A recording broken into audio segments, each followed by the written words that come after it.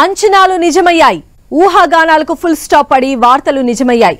ఆమె అధ్యక్ష అభ్యర్థి. అమెరికా ప్రెసిడెంట్ రేస్లో డెమోక్రాట్ల అభ్యర్థిగా రిపబ్లికన్ల ప్రెసిడెంట్ క్యాండిడేట్ ట్రంప్ ను ఢీకొట్టేది కమలా హ్యారిసే.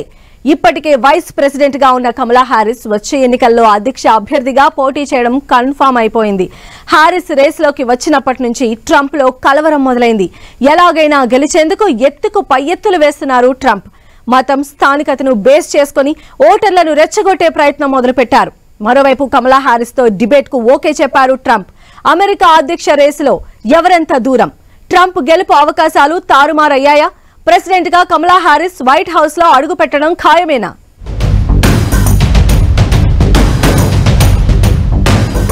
అమెరికా అధ్యక్ష ఎన్నికల్లో మారుతోన్న సీన్.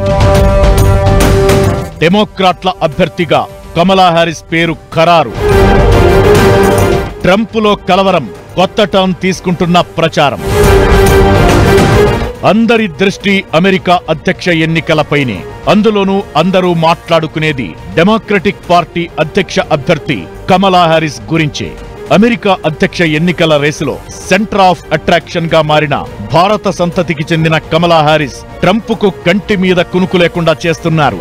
10 రోజుల కింద వరకు గెలుపు మీద ధీమాతో ఉన్న ట్రంపులో ఒక్కసారిగా కలవరం కనిపిస్తోంది. దీంతో కమలా హ్యారిస్ టార్గెట్ గా వ్యక్తిగత విమర్శలకు పదును పెట్టారు.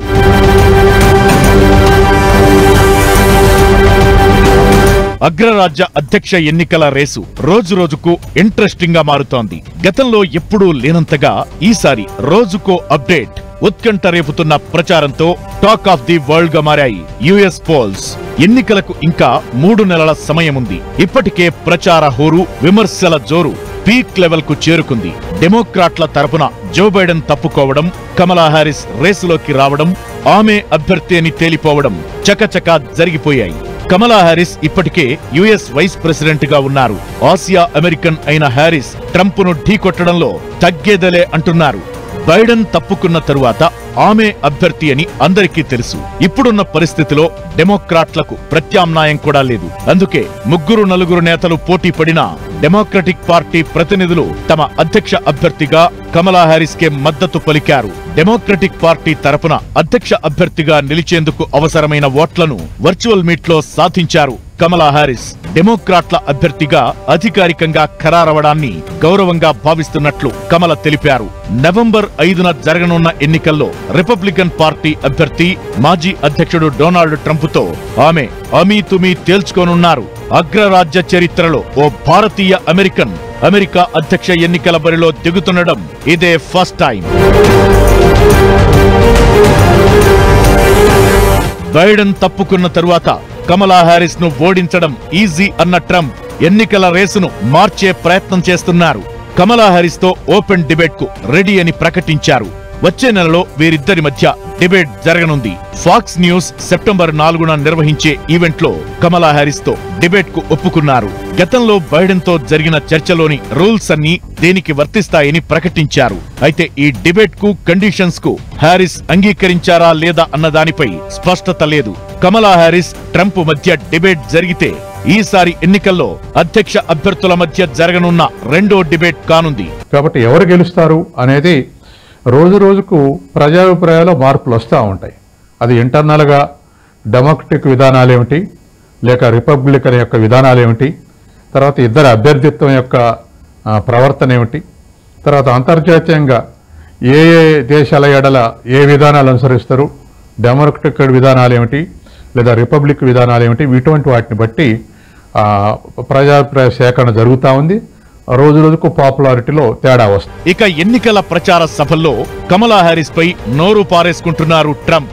ఆమె భారతీయురాలా, నల్ల జాతీయురాలా అంటూ ప్రశ్నించారు. ఆమె ఎప్పుడూ భారతీయ వారసత్వానికి చెందిన వారేనని, ఆమె నల్ల జాతీయురాలని కొన్నేళ్ల క్రితం వరకు తనకు తెలియదంటూ చెప్పుకొచ్చారు ట్రంప్. ఈ విమర్శలు కాంట్రవర్సీకి దారితీశాయి. తన జాతీయతను ప్రశ్నిస్తూ ఆయన చేసిన వ్యాఖ్యలకు హ్యారిస్ ధీటుగా బదులిచ్చారు. మళ్లీ మళ్లీ పాత పాటే పాడుతున్నారంటూ హ్యారిస్ కౌంటర్ ఇచ్చారు.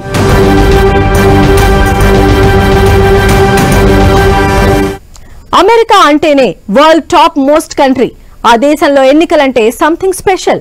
అలాంటి అగ్రరాజ్య అధ్యక్ష ఎన్నికల్లో సెంటర్ ఆఫ్ అట్రాక్షన్ గా మారారు కమలా హారిస్. ఎన్నో అవమానాలు, అణిచివేతలను దాటి వైస్ ప్రెసిడెంట్ అయ్యారు. ఇప్పుడు అధ్యక్ష బరిలో నిలిచి ఒక్కసారిగా ఎన్నికల రేసునే మార్చేశారు లేడీ పొలిటికల్ స్టార్. ట్రంప్ లాంటి ఓ మోనార్క్ లీడర్ ను ఎదుర్కోవడంలో ఎక్కడా తగ్గటం లేదు.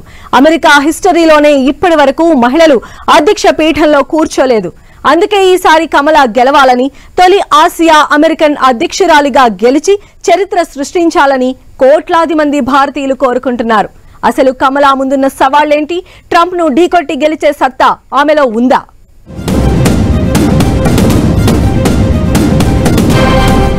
ఎన్నో అవమానాలు, మరెన్నో అణచివేతలు. తక్కువ కాలంలోనే అధ్యక్ష రేసుకు ఎదిగిన కమల. అధ్యక్ష రేసులో కమలా ముందున్న సవాళ్లేంటి? కమలా హారిస్ సాఫ్ట్ లీడర్. ఆమె నాన్ కాంట్రవర్షియల్ కూడా. Trump behaviour harsh.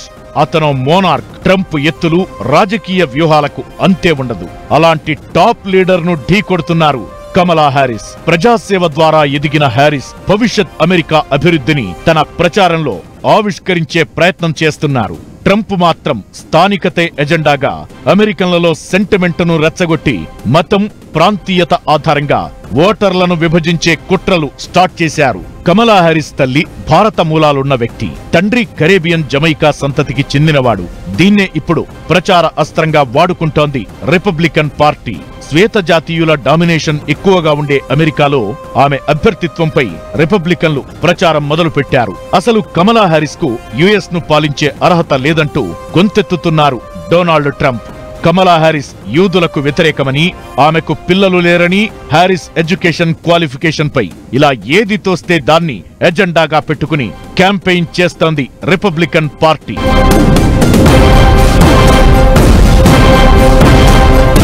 డెమోక్రాట్ల అధ్యక్ష అభ్యర్థి వరకు ఎదిగిన కమలా హారిస్ ఎన్నో అవమానాలు, అణచివేతలకు గురయ్యారు. చిన్నతనంలోనే జాత్యహంకార అవమానాలను ఎదుర్కొన్న కమల అప్పటి అనుభవాలను తన ఆత్మకథలో రాసుకున్నారు. తల్లి, తండ్రి ఇద్దరూ అమెరికా మూలాలున్న వ్యక్తులు కాకపోవడంతో ఉపాధ్యక్షురాలిగా పోటీ చేసినప్పుడే ఆమె జాతీయతపై విమర్శలు వచ్చాయి. హారిస్ చిన్న వయసులో ఉన్నప్పుడే తల్లిదండ్రులు విడిపోయారు. ఆ తరువాత తల్లి దగ్గరే పెరిగారు హారిస్. రాజకీయంగా మాత్రం అతి తక్కువ కాలంలోనే ఉన్నత స్థాయికి ఎదిగారు కమలా హారిస్. 2011లో పొలిటికల్ అరంగేట్రం చేసిన ఆమె కేవలం 13 ఏళ్లలోనే ప్రెసిడెంట్ గా పోటీ చేసే స్థాయికొచ్చారు. 2011 నుంచి 2017 వరకు కాలిఫోర్నియా అటార్నీ జనరల్ గా, 2017 నుంచి 2021 వరకు కాలిఫోర్నియా సెనేటర్ గా పనిచేశారు. తరువాత వైస్ ప్రెసిడెంట్ అయి అమెరికా చరిత్రలో మొట్టమొదటి నల్లజాతి మహిళా ఉపాధ్యక్షురాలిగా చరిత్ర సృష్టించారు. ఇప్పుడు డెమోక్రటిక్ పార్టీ తరపున అమెరికా అధ్యక్ష అభ్యర్థి బరిలో నిలుస్తున్నారు.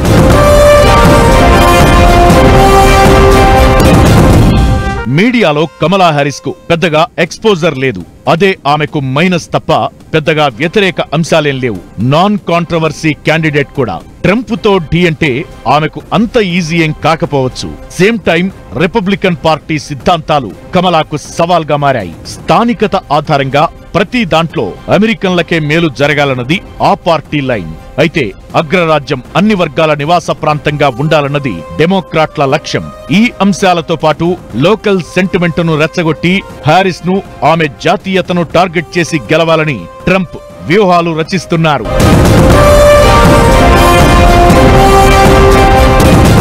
అధ్యక్ష ఎన్నికల్లో కమలా హారిస్ కు మద్దతు పెరుగుతూ వస్తోంది. ట్రంప్ గెలుపు అవకాశాలను ఒక్కసారిగా తగ్గించిన హారిస్ తానే బలమైన అభ్యర్థి అని ప్రూవ్ చేసుకున్నారు. సర్వేల్లో ట్రంప్ హారిస్ మధ్య నెక్ టు నెక్ ఫైట్ ఉన్నట్లు స్పష్టమవుతోంది. ఎన్నికలకు ఇంకా 3 నెలల సమయం ఉంది. ఇప్పుడే కమలా హారిస్ కు ఈ రేంజ్ లో మద్దతు ఉంటే ఎన్నికల పోలింగ్ నాటికి పరిస్థితేంటన్నది ట్రంప్ ఆందోళన. అందుకే కమలా హారిస్ పై పర్సనల్ అటాకింగ్ మొదలు పెట్టారు ట్రంప్. వర్గాల వారీగా ఓటర్లలో చీలిక తెచ్చేందుకు కుట్రలు చేస్తున్నారు. అయితే వీటన్నింటినీ దాటి అధ్యక్ష పీఠంలో కూర్చోవాలని ప్లాన్ చేస్తున్నారు కమలా హారిస్.